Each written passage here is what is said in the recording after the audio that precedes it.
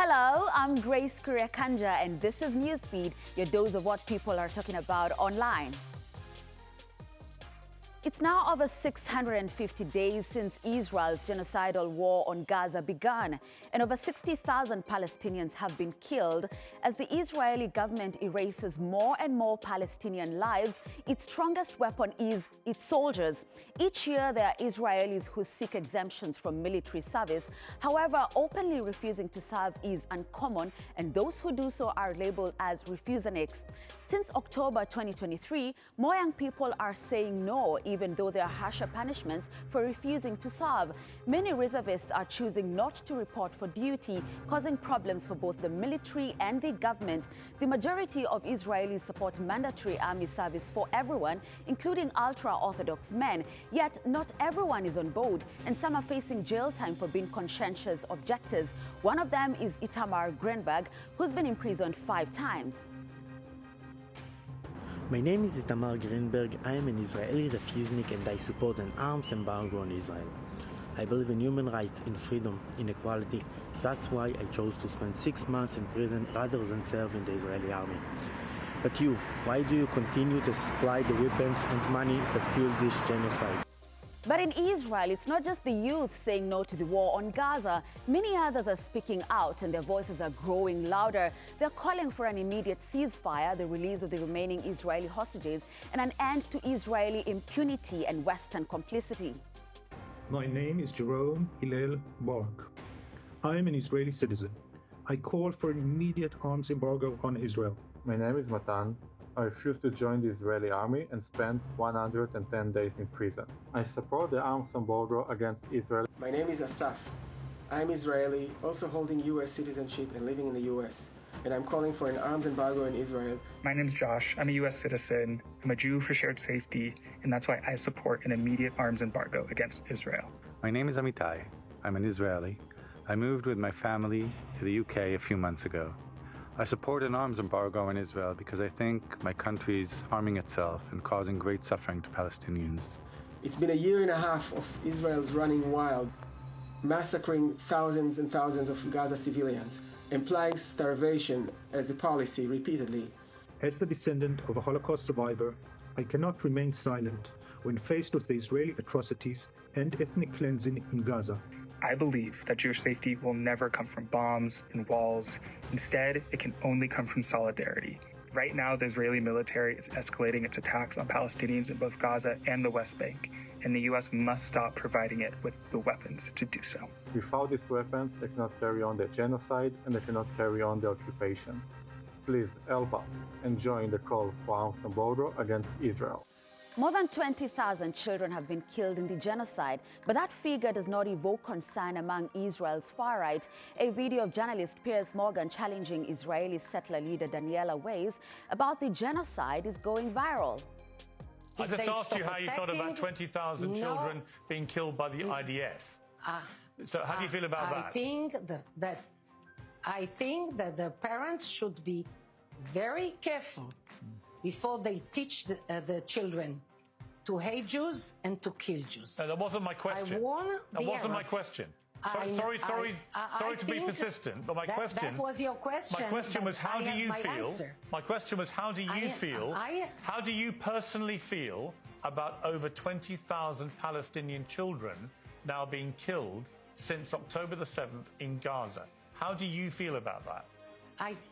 I think that Arabs, Gazans or Jordanians or Syrians, whoever, should be very, very careful with the way they educate the children. Yeah, that wasn't my question. That wasn't my question. Many of them, Can you answer my question? Answer. That was my answer. So you don't care? You have no thoughts about these children at all? You choose your questions, and I answer them the way I believe is right. But just to be clear, you have nothing to say about 20,000 children being killed. Nothing at all.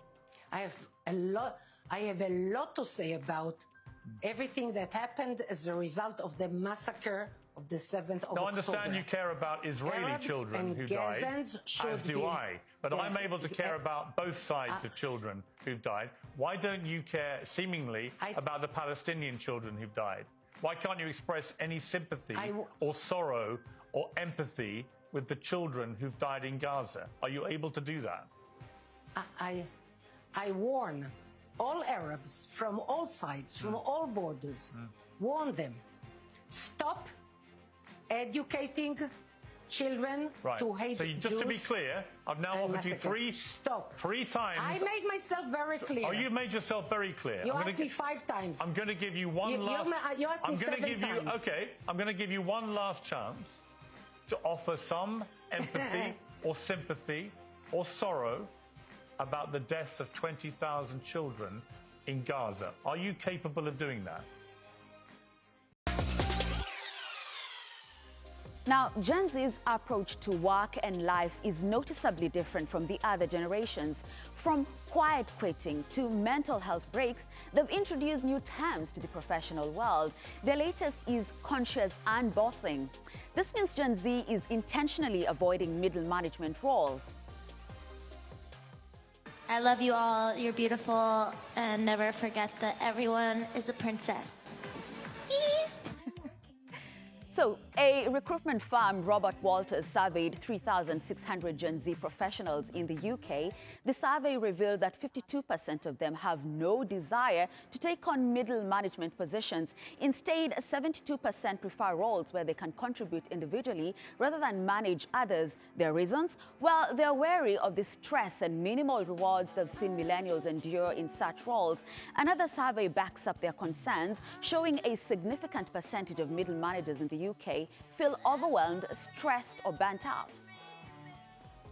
Despite having their own attitudes towards work, employers cannot afford to ignore a generation of workers who've become set in their ways. So some firms in San Francisco are now turning to etiquette coaches to coach young workers. Companies are now paying $2,500 per workshop to teach hygiene, email sign-offs, and how not to FaceTime your friends during working hours.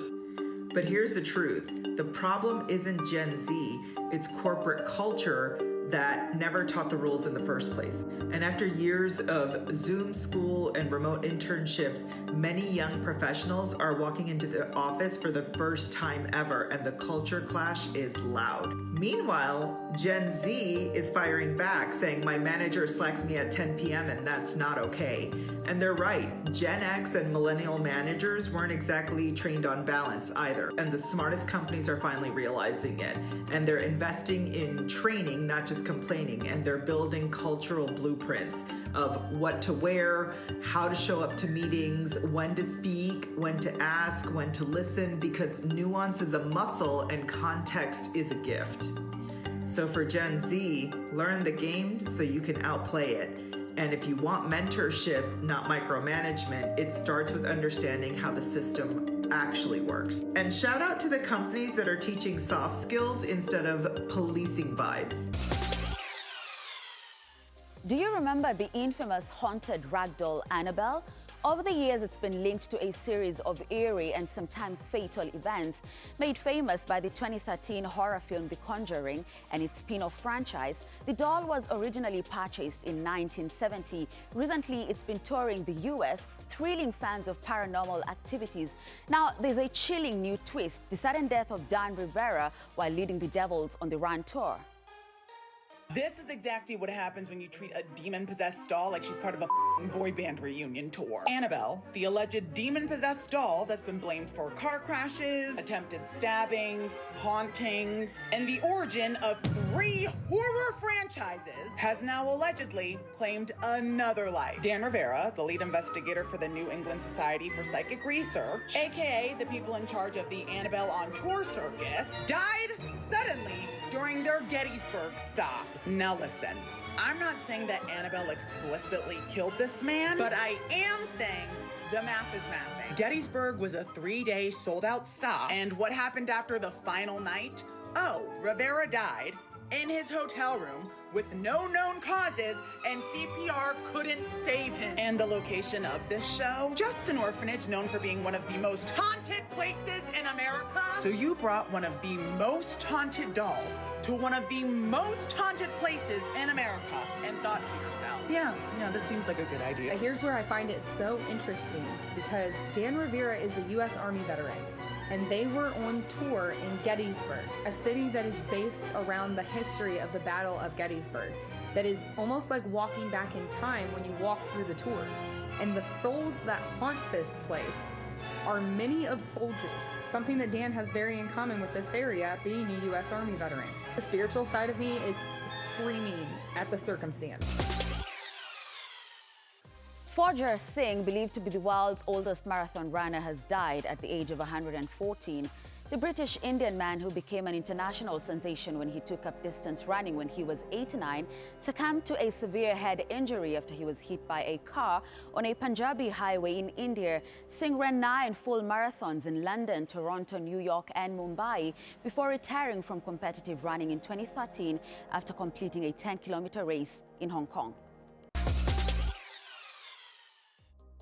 When people think of hobbies, they often imagine something relaxing, a pleasing way to pass time.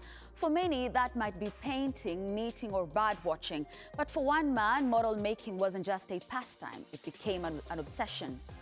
After 21 years of carving, he has created a detailed replica of New York City made entirely from balsa wood. The video of the mini metropolis has gone viral, and now netizens say it belongs in a museum.